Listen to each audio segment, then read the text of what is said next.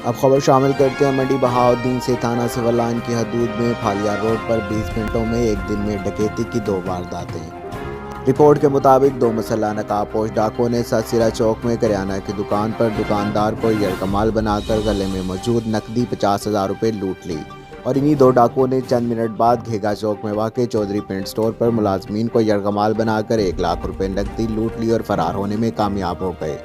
मंडी बहाउद्दीन शहरियों का जिला इंतजामिया से इल्तमास है कि फालिया रोड पर आए दिन डकैती की वारदातें होना मामूल बन गया है। जिला इंतजामिया से दरख्वास्त है कि इन डकैती की रोकथाम के लिए मौसर इकदाम किए जाएं।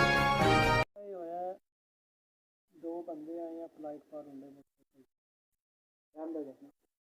मगर अब तो थोड़ी देर बाद टाइम से प्लेटफार्म मोटरसाइकिल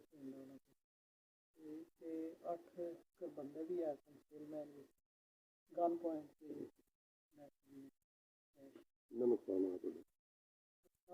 काउंटिंग चुके 50 के लगभग